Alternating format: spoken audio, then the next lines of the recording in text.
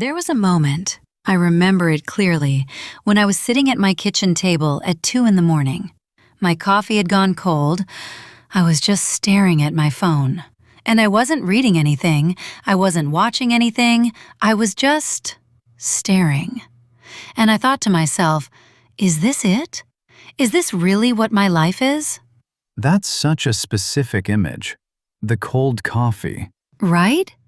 It sounds small, but in that moment it felt like everything.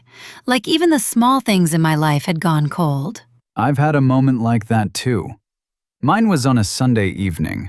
You know that Sunday feeling when the weekend is ending and you start thinking about the week ahead and you just feel this heaviness. Yes, that Sunday dread. Exactly. And I remember thinking, I don't hate my life, but I'm not really living it either. I'm just moving through it. Like I'm on a train and someone else is driving. That's a really good way to describe it. Passive, like life is happening to you, not because of you. And here's the thing. That feeling didn't mean something was terribly wrong. It meant something was ready to change. Welcome to Elevate Your English podcast. I'm your host, and I'm here with my wonderful co-host. Today we're talking about something that so many people feel, but maybe don't say out loud. That feeling that your life needs to change, but you don't know how to start. And we're going to have a real conversation about it. Not a lecture, not a list of rules. Just two people talking, like friends, about something that matters. And of course, as always, we're going to help you practice your English while we do it. So whether you're on the bus, at the gym, or drinking your morning coffee, welcome. Let's talk. So let's talk about this feeling, this sense that life needs to change. Where do you think it comes from? That's a big question. I think it comes from a gap between where you are and where you imagined you'd be. What do you mean by imagined? When we're younger, or even just a few years ago, most of us had some kind of picture in our heads, a picture of the kind of person we'd become, the kind of life we'd have. And then life happens, and maybe the picture looks a little different than you expected. Or a lot different. Right. And sometimes the problem isn't that your life is bad, it's just that it's not yours. Does that make sense? It does. I think a lot of people are living lives that were sort of designed by accident, not by choice. Designed by accident. I love that phrase. Say more about that. Well, think about it. Most of us don't sit down one day and say, okay, here's exactly the life I want to build. We kind of drift. We take the job that's available. We stay in the city where we grew up because it's comfortable. We keep the same routines because change feels risky. And then one day you look up and you think, how did I get here? And not always in a bad way. Sometimes you look up and you're surprised by how good things are. But sometimes there's that quiet ache, that sense of, I had more in me. I wanted more for myself. And that ache is actually important. It's not a problem to fix. It's information. Say that again. That's really good. The feeling that your life needs to change, that discomfort, it's not a flaw. It's your internal compass telling you something, pointing you toward what matters to you. And the mistake a lot of people make is they try to silence that compass. They stay busy. They scroll through their phone. They watch another episode of something. Anything to not sit with that feeling. Because sitting with it is uncomfortable. Very. But the feeling doesn't go away just because you ignore it. It waits, and usually it gets louder. Okay, so let's talk about the struggles. Because wanting change and actually creating change, those are two very different things. Very different. What do you think is the number one reason people don't change, even when they want to? Fear. But not the kind of fear you'd expect. Not fear of failing. Fear of starting. Interesting. Fear of starting. There's this thing that happens when you think about changing your life. The moment you start thinking seriously about it, your brain immediately goes to all the things that could go wrong, all the reasons it's too difficult, all the ways you've tried before and it didn't work. The mental list of failures. Exactly. And that list feels very real. Because it is real, those things did happen. But what your brain doesn't always show you is the other list, the times something worked, the moments when you surprised yourself. I had a listener. She told me once that she spent 3 years saying she wanted to learn English. 3 years. And every year she'd try for a few weeks and then stop. And she felt so bad about that. Like it was evidence that she just wasn't the kind of person who could do hard things. But she was listening to your podcast. She was. And she told me, the difference wasn't motivation. It wasn't willpower. It was that she stops trying to change everything at once. She just decided to listen to English for 10 minutes every morning while she made breakfast. That was it. And now? And now she's been doing it for 2 years. Her English is completely different. And she said the thing that changed wasn't the language. It was how she saw herself. She started to think, oh, I actually am someone who keeps going. That's the real change, the identity shift. Yes. You stop waiting to feel ready. You stop waiting for the perfect time. You just act, very small, consistently. And the acting changes how you see yourself. But let's be honest, that's also hard. Because life gets in the way. You have a terrible week at work, someone gets sick, you don't sleep well, and the small habit you were building just disappears. And then you feel guilty about it, which makes it even harder to start again. The guilt spiral. Oh, this is such a real thing. You miss one day and you feel bad, so the next day it's even harder to start because you have to face the guilt along with the task. So you miss another day, and now the guilt is bigger, and suddenly it's been 2 weeks. And you tell yourself you'll start again on Monday. Always Monday. Monday is the most popular day for not changing your life, because it keeps moving. I think there's also another struggle that people don't talk about enough, the social part, the people around you. Because when you start to change, not everyone is happy about it. Oh, this is so real. Say more. When you start making different choices, eating differently, spending your time differently, having different goals, sometimes the people closest to you get uncomfortable. Not because they want bad things for you, but because your change holds up a mirror to their own life. Right. If you start going to the gym every morning, your friend who also wants to get healthier but hasn't started yet, they might feel something when they see you. And sometimes that something doesn't come out as encouragement. It comes out as skepticism. Oh, you're doing that now? That kind of thing. Exactly. And it can feel like a lack of support. But often it's actually something else. It's their own fear reflected back at you.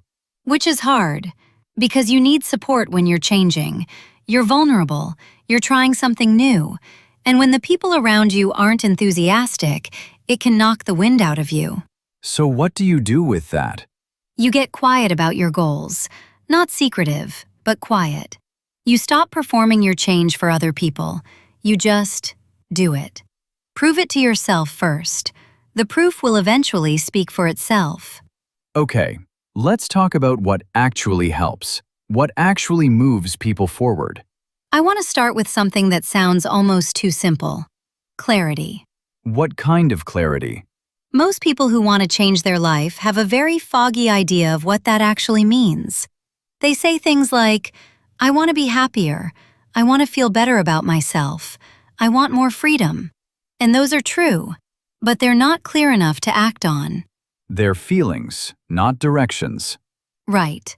So the first thing that really helps is getting specific.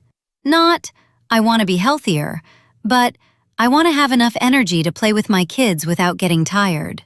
That's something you can actually feel, something you can move toward. Because you can measure it. You can feel it. Exactly. And when you have a clear, real reason, not a vague wish, it's much easier to make decisions. When something helps you get there, you do more of it. When something gets in the way, You notice it. I think about this when it comes to learning English. People often say, I want to speak English fluently. And that's a beautiful goal. But fluently compared to what? For what purpose? In what situation? Good point. If you say, I want to be able to have a simple conversation with my coworker in English without panicking, that's something you can practice. You can practice exactly that situation. In your head, out loud, with a podcast, with a friend, with yourself in the mirror. I love the mirror idea, by the way. Talking to yourself in the mirror. It sounds embarrassing, but it works. It works because you're practicing the real experience. Your brain doesn't always know the difference between a real conversation and an imagined one. So if you practice enough, the real thing starts to feel familiar. Okay, clarity is one thing. What else? Small actions done consistently. We talked about this a little already, but I want to go deeper. Because I think people misunderstand what consistency means. How so? Consistency doesn't mean doing something every single day without exception. Consistency means returning. It means the gap between stopping and starting again gets shorter. Oh, that's good. So it's not about being perfect. It's about how quickly you come back. Yes. Someone who does something 5 days a week misses 2 and comes back immediately. That person is more consistent than someone who does it every day for 3 weeks and then quits for a month because they missed 1 day and couldn't forgive themselves. The ability to restart. That might be the most important skill of all. I think it is. And it's connected to how you talk to yourself when things don't go as planned. Because most people are very harsh with themselves when they fall short. Unbelievably harsh. In a way they would never be with a friend. Right. If your friend said, I was so tired today I missed my workout, you wouldn't say to them, you're so weak, you always give up. This is why you'll never change. But that's exactly what we say to ourselves. And that voice, that harsh inner voice, it doesn't help us do better. It just makes us feel worse, which makes it harder to act. So part of changing your life is changing the voice, noticing it, not fighting it, not pretending it isn't there, but not obeying it either. You can hear the voice and still take the action. Exactly. The voice says, you'll probably fail again. And you say, okay, maybe. Let's see. And you do the thing anyway. Let's talk about environment too, because I think we underestimate how much our surroundings shape our behavior. Hugely. What's around you influences what you do, often more than your willpower does. So if you want to read more, but your phone is always next to you on the sofa, the phone usually wins. Not because you're weak, but because it's easier. It's right there. It's designed to be addictive. But if you put the book on the sofa and your phone in another room, suddenly reading becomes the easy thing, the default. You design your environment to support the person you want to be. And this works in every area. If you want to eat differently, what's in your kitchen matters more than your discipline. If you want to exercise, where you put your gym clothes the night before matters. These small frictions, or the removal of them, add up to enormous differences over time. It's almost like you're setting traps for your future self. Nice traps. I love that. Setting good traps. One last thing I want to mention, and this is maybe the hardest one. Letting go of the story. What story? The story you tell yourself about who you are. Because most of us have a fixed idea of ourselves. I'm not a morning person. I'm not disciplined. I'm not the kind of person who exercises. I'm not creative. And we treat these like facts, but they're stories. And stories can be rewritten. But they feel so true. They do, because they're based on real memories, real experiences of trying and struggling. But those experiences are from a version of you that lived in a specific context with specific information. You're different now. The context is different. The information is different. You're allowed to change the story. You're allowed to say, actually, I am someone who moves toward what matters to me, even slowly, even imperfectly. That is also true. And whichever story you practice, that's the one that becomes real. Okay, time for this week's mini listener challenge. And we love this part because it's small, but it actually does something. This week's challenge is this. Take out a piece of paper, or your phone, your notes app, whatever works, and write down one sentence that completes this. I want to change my life because I want to feel. Not what you want to have, not what you want to do, how you want to feel. Because when you connect a goal to a feeling, a real physical human feeling, it becomes personal. It stops being an abstract ambition and becomes something you can actually recognize when you get there. And that's when change starts to stick, when it means something real to you. Write the sentence. Say it out loud, even if it feels a little strange, especially if it feels a little strange. And if you want to share it with us, you can leave it in the comments. We read every single one. Let's do a quick recap of what we talked about today. We started with a feeling, that quiet sense that something in your life needs to shift. And we said that feeling isn't a problem. It's information. It's your internal compass doing its job.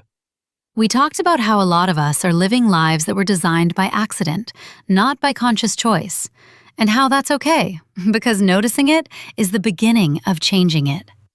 We talked about the struggles, fear of starting, the guilt spiral, the social pressure that comes when you begin to do things differently, and how getting quiet about your goals, doing them for yourself, not performing them for others, can protect the process. We talked about clarity, getting specific about what you actually want and why. Not vague wishes, but real, felt reasons. We talked about consistency and how it doesn't mean perfection. It means the ability to return. The gap between stopping and starting again. We talked about the inner voice and how you can hear it without obeying it. We talked about environment, designing your space so that the behavior you want is also the easiest behavior available. And we talked about the story you tell yourself about who you are, and how you have the right to rewrite it. Small things, done with intention, over time. That's how a life changes. That's how it changes. Here are 5 intermediate-level words from today's episode. Practice them out loud. 1. Drift, verb. Meaning, to move slowly without direction or purpose. To let life carry you without deciding where to go. Example, after university, he drifted from job to job without a clear plan. Speaking practice. Has there ever been a time in your life when you felt like you were drifting? What did it feel like? 2. Discomfort, noun. Meaning, a feeling of mild pain, unease, or difficulty. Not terrible, but not comfortable either. Example, she felt some discomfort when speaking English in public, but she kept practicing anyway. Speaking practice. What kind of discomfort do you usually try to avoid? Is there a discomfort that might actually be worth facing? 3. Consistency, noun. Meaning, doing something regularly and reliably over time, even if imperfectly. Example, his consistency in studying every morning, even for just 15 minutes, made a huge difference. Speaking practice. What is one area of your life where you want more consistency? What makes it difficult? 4. Skepticism, noun. Meaning, a doubtful or questioning attitude, not fully believing something will work or is true. Example, when she told her family she was learning a new language, she noticed some skepticism in their reactions. Speaking practice. Have you ever felt skepticism from someone when you were trying something new? How did you handle it? 5. Identity, Noun. Meaning, your sense of who you are, the qualities, beliefs, and characteristics that define you as a person. Example, changing his daily habits slowly shifted his identity. He started to see himself as a disciplined person. Speaking practice. How do you describe yourself to other people? Is there a part of your identity you would like to change or add to? Before we finish, I want to say something directly to whoever is listening to this right now. Go ahead. You found this podcast for a reason. Maybe you're already in the middle of a big change. Maybe you're standing right at the beginning of one. Maybe you're not sure yet, but something brought you here. And I think that something is worth trusting. Changing your life doesn't require a dramatic moment. It doesn't require a perfect plan. It doesn't even require full confidence. It just requires one small, honest action in the direction of who you want to be. And then another one tomorrow. And another one after that. That's it. That's the whole thing. It sounds so simple.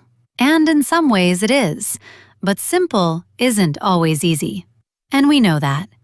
Which is why we're here every week, to remind you that you're not doing this alone. Language learning and life change have more in common than people realize. Both take time. Both involve looking a little foolish sometimes. Both require you to be a beginner, which is uncomfortable. But both also give you something that's entirely yours, something nobody can take away. The ability to express yourself, in more ways than one. Exactly. So wherever you are right now, in your life, in your English, you are further along than you were. And that counts. It counts. Thank you so much for spending this time with us today. Really, it means a lot. One small thing before you go. If this conversation helped you in any way, if it gave you something to think about, or a word you learned, or just a moment where you felt a little less alone, consider subscribing to the channel. When you subscribe, you never miss a video. And every video is another conversation, another chance to grow your English and your understanding of yourself at the same time. We also love hearing from you. Leave a comment below, answer the listener challenge, share a word you learned, or just say hello. We genuinely read everything. And share this with someone who needs it. Maybe a friend who's learning English. Maybe someone who's going through a time of change. Sometimes the right words at the right moment make all the difference. Until next time, keep going. Gently, consistently, honestly. We'll see you in the next one.